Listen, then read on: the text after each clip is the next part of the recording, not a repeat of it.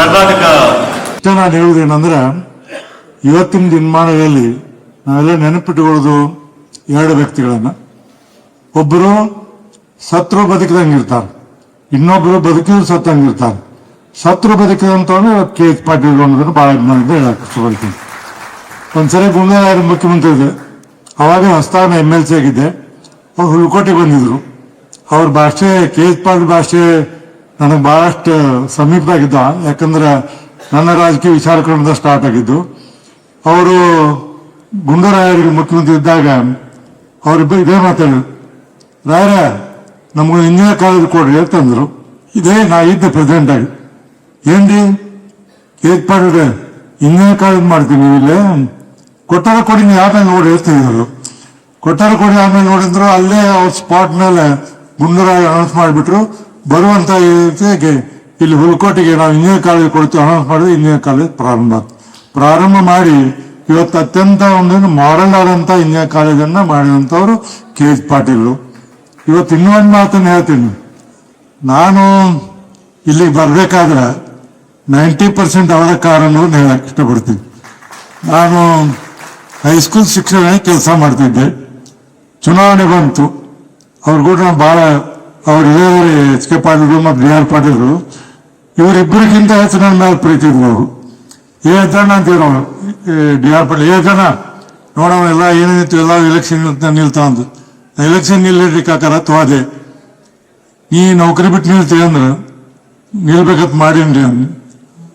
ಮತ್ತು ಅಕಸ್ಮಾತ್ ಸೋತ್ರ ಕಷ್ಟ ಆಕತ್ರಿ ಅಂದೆ.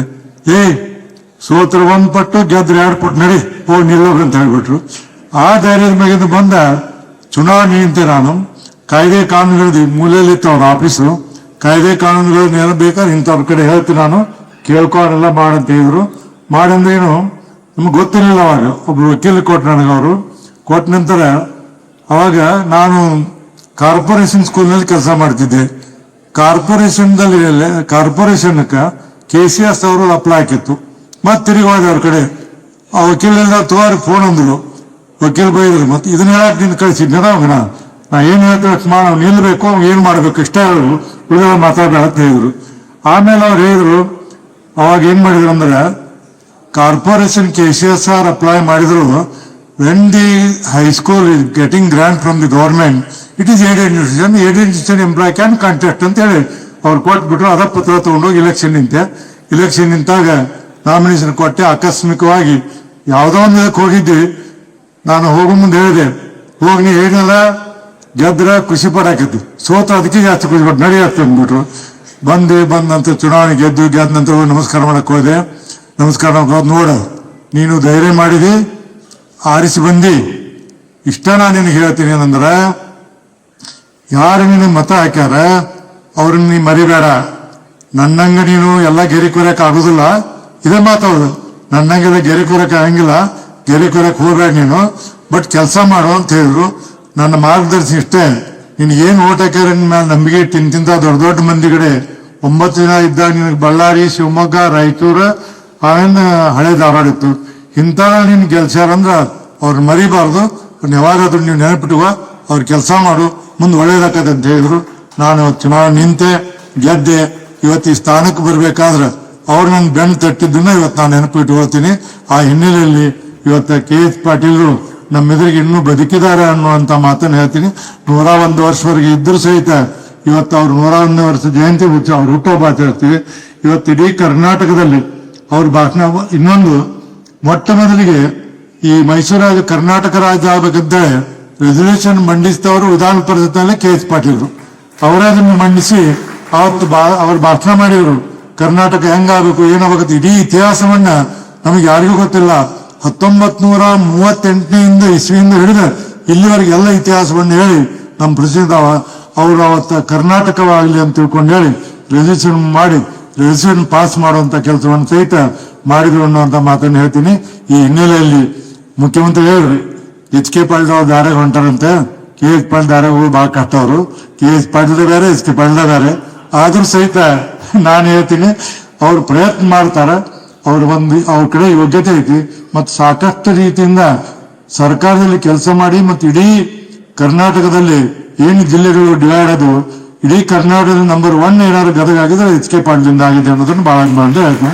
ಎಲ್ಲ ರೀತಿಯಿಂದ ಪ್ರತಿಯೊಂದು ನೀವು ಗದಿಗೋರಿ ಅಬ್ಸರ್ವ್ ಮಾಡಿ, ಆ ಗದಗಿನಂತ ಸುಧಾರಣೆ ಆದಂತ ಈ ಡಿಸ್ಟಿಕ್ ಬೇರೆ ಯಾವ ಡಿಸ್ಟಿಕ್ನೂ ಇಲ್ಲ ಅನ್ನೋದನ್ನ ಬಹಳ ಮಂತೆ ಕೆಲಸಗಾರರು ಹೌದು ಒಪ್ತೀನಿ. ಬಟ್ ಆದ್ರೂ ಸಹಿತ ಕೆ ಎಚ್ ಪಾಳ್ಯ ಬೇರೆ, ಎಚ್ ಕೆ ಪಾಳ್ಯ ಬೇರೆ ನನ್ನ ದೃಷ್ಟಿಯೊಳಗೆ. ಉಳಿದವ್ರದ್ದು ನನ್ಗೆ ಗೊತ್ತಿಲ್ಲ. ಅಂತ ಒಬ್ಬ ಮಹಾನ್ ಪುರುಷರ ಪುತ್ರರಾಗಿ ಹುಟ್ಟಿ ಇವತ್ತು ಕರ್ನಾಟಕದಲ್ಲಿ ಅತ್ಯಂತ ಶ್ರೇಷ್ಠವಾದಂತ ಕೆಲಸವನ್ನು ಮಾಡ್ತಾರೆ. ಕೆ ಎಚ್ ಪಾಟೀಲ್ ನೆನಪು ಆದಾಗ ಒಂದೊಂದ್ಸಲ ಡಿ ಕೆ ಶಿವಕುಮಾರ್ ನೆನಪಾಗ್ಬಿಡ್ತೈತಿ. ಇವರು ಅದೇ ತರ, ಇವರು ಅದೇ ತರ ಆಗ್ತಾರ. ಹಂಗಾಗಿ ಅವ್ರಿಗೆ ಸ್ವಲ್ಪ ಹೋಲಿಕೆ ಆಗ್ತಿದೆ ಅಂತ ನಾನು ಭಾವಿಸಿದ್ದೀನಿ. ಅವ್ರೇನು ಗೊತ್ತಿಲ್ಲ. ಅವ್ರು ಹೆಂಗೆ ಹೇಳ್ತಿದ್ರು ನಾನು ನೋಡಿದ್ದೀನಿ. 1982ನೇ ಇಸ್ವಿಯಿಂದ ಡಿ ಕೆ ಶಿವಕುಮಾರ್ ನೋಡಿದ್ದೀನಿ. ಯಾವಾಗ ಕೆ ಎಚ್ ಪಾಟೀಲ್ ಕುಂತ ನಾನು ಡಿ ಕೆ ಶಿವಕುಮಾರ್ ನೆನಪು ಹೇಳ್ತಿತ್ತು. ಅಂದ್ರೆ ಅವರು ಅದೇ ತರ ಭಾಷೆ, ಅದೇ ತರ ಮಾತು ಎಲ್ಲಾಡ್ತಾರ. ಹಂಗೆ ಒಬ್ಬೊಬ್ಬರು ರಾಜಕಾರಣಿಗಳು ಯಾವಾಗಾರ ಅವರು ಕೆ ಎಚ್ ಪಾಟೀಲ್ ಅಂತ ಹುಟ್ಟುತ್ತಾರ ಅನ್ನೋದಕ್ಕೆ ಇದೊಂದು ಉದಾಹರಣೆ ಅನ್ನೋ ಒಂದು ಮಾತನ್ನು ಹೇಳಿ, ಅಂತ ಕೆ ಎಚ್ ಪಾಟೀಲ್ ಇವತ್ತಿನವರೆಗೂ ನಮ್ಮ ಎದುರಿಗೆ ಅದಾರ. ಅವ್ರನ್ನ ಎಷ್ಟು ನಾವು ಅವ್ರ ಬಗ್ಗೆ ಮಾತನಾಡಿದ್ರು ಕಡಿಮೆ. ಅಂತ ಒಬ್ಬ ಶ್ರೇಷ್ಠ ನಾಯಕರು ಇಡೀ ಭಾರತ ದೇಶದಲ್ಲೇ ಕೃಷಿ ಮತ್ತು ಕೋಆಪರೇಷನ್ದಲ್ಲಿ ಹೆಚ್ಚು ಆಸಕ್ತಿಯನ್ನು ವಹಿಸಿದ್ರು. ವಿಧಾನ ಪರಿಷತ್ನಲ್ಲಿ ಅವ್ರು ಮಾತಾಡುವಾಗ, ಅವ್ರ ಭಾಷಣ ಕೇಳಬೇಕಾದ್ರೆ, ಅವ್ರ ಉತ್ತರ ಕೇಳಬೇಕಾದ್ರೆ, ಅವ್ರ ಪ್ರಶ್ನೆ ಉತ್ತರ ಹೇಳ್ಬೇಕಾದ್ರೆ ತಿರುಗಿ ಮೆಂಬರ್ ಇದ್ದಂಥವ್ರು ಸ್ವಲ್ಪ ಕ್ವಶನ್ ಕೇಳಲಾರಂತ ಉತ್ತರವನ್ನು ಹೇಳ್ಬಿಡ್ತಾರೆ. ಅಂತ ಒಬ್ಬ ಶ್ರೇಷ್ಠ ವ್ಯಕ್ತಿಯನ್ನು ಇವತ್ತು ನಾವು ನೆನೆಸ್ಕೊಳ್ತೀವಿ. ನಮ್ಮ ರಾಜ್ಯದ ಆಸ್ತಿ ಆಗಿದ್ರು. ಅದಕ್ಕೆ ಅವರು ಇವತ್ತಿನವರೆಗೂ ನಮ್ಮ ಎದುರಿಗೆ ಜೀವಂತ ಅದಾರ ಅನ್ನೋಂಥ ಅಭಿಮಾನವನ್ನು ಹೇಳಿ ನನ್ನ ಮಾತನ್ನು ಮುಗಿಸ್ತೀನಿ. ನಮಸ್ಕಾರ.